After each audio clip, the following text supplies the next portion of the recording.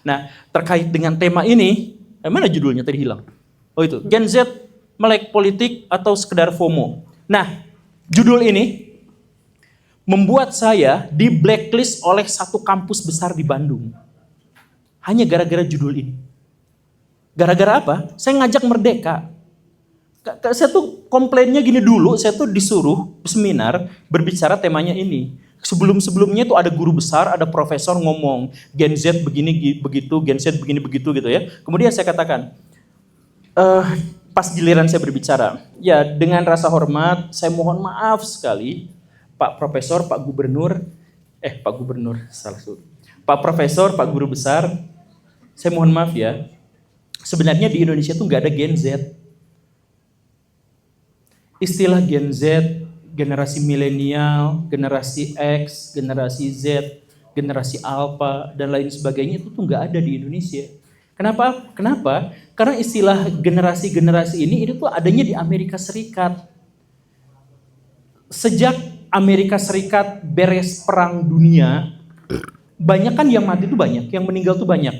Kalau manusia kehilangan banyak orang, biasanya masyarakat akan jadi banyak kawin. Itu tuh pasti gitu. Orang Palestina banyak yang meninggal, makanya ibu-ibu mereka tuh subur. Itu bagian dari evolusi manusia. Nah, di Amerika Serikat karena beres perang dunia kedua, akhirnya keluarga itu anaknya tuh 8, 7, 5 gitu. Makanya generasi itu disebut sebagai generasi baby boomer. Kemudian nanti muncul generasi berikutnya. Siapa yang menyebut itu? Para ilmuwan, sosiolog Amerika Serikat untuk mengidentifikasi generasi kriteria generasi per generasi. Generasi Z, generasi ini kriterianya begini, generasi ini Di Indonesia tuh gak pernah ada penelitian itu. Tapi kita tuh ngikutin ke Amerika Serikat. Makanya Gen Z Amerika Serikat dengan di Indonesia tuh beda banget. Gen Z di Amerika Serikat diantaranya apa? Terbuka terhadap perbedaan dan variasi gender.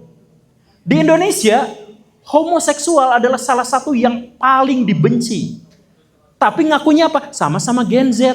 Gimana kriteria yang berbeda, tapi sama-sama dinamain Gen Z? Karena kita tuh gak pernah ada Gen Z, karena gak pernah ada penelitian terkait hal itu. Kita FOMO. Jadi kalau di situ ada Gen Z melek politik atau sekedar FOMO, Gen Z itu istilah FOMO. Saya ngomong gitu menyanggah profesor, alhamdulillah di blacklist. Padahal yang saya katakan itu akademik.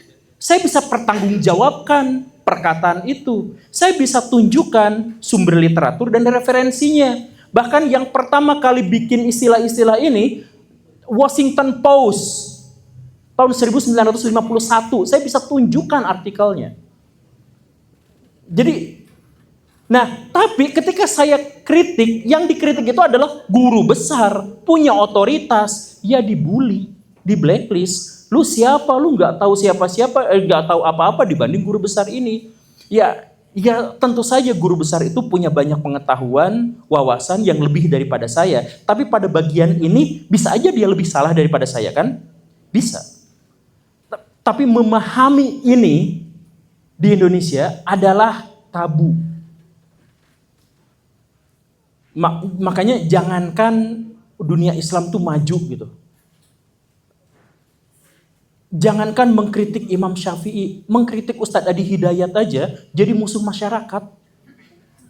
Padahal Ustadz Adi Hidayat sendiri tuh bilang, saya tuh bisa aja salah gitu.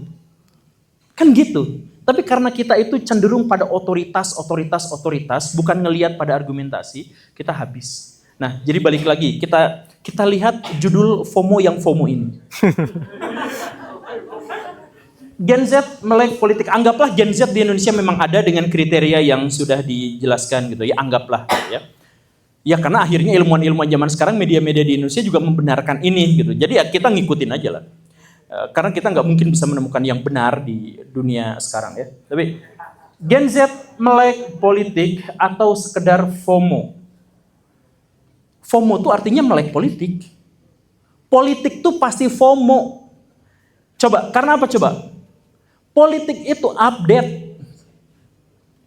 menit per menit, jam per jam, waktu ke waktu, itu pasti ada updatean baru. Betul kan? Karena pasti ada updatean baru, siapapun yang melek politik, ya pasti FOMO. Nah, judulnya salah lagi kan? Siapa yang bikin judulnya? Tahu. Nah, jadi ini juga sebenarnya bingung lagi. Tapi anggaplah berarti ini pertanyaannya adalah pertanyaan sebenarnya Gen Z itu melek politik atau sekedar FOMO.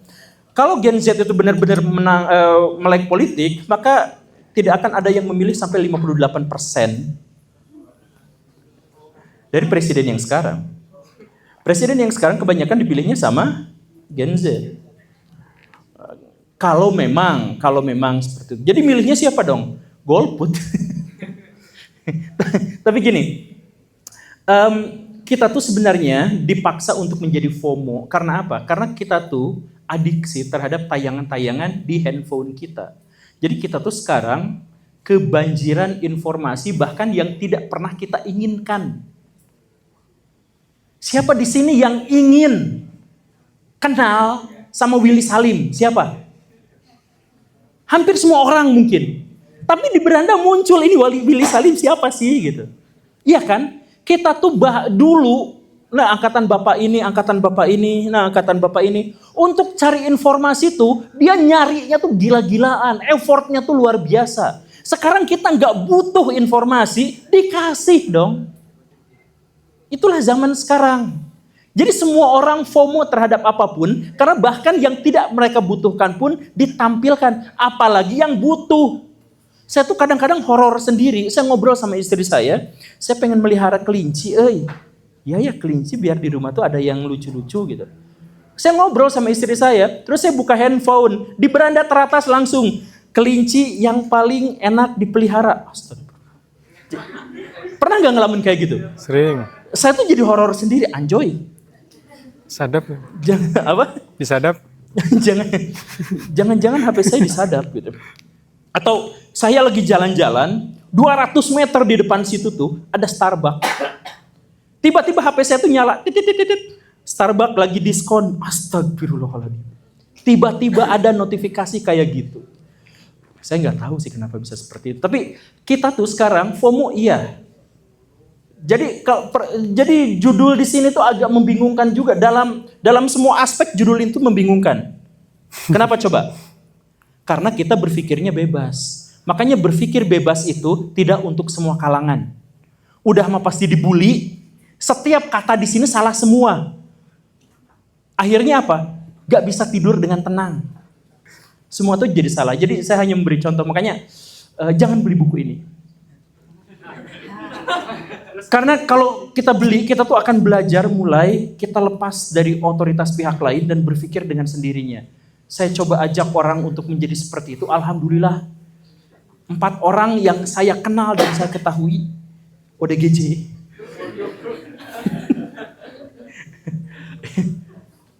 Itu saja pengantarnya. Lanjut kita diskusi. Assalamualaikum warahmatullahi wabarakatuh. Waalaikumsalam warahmatullahi wabarakatuh.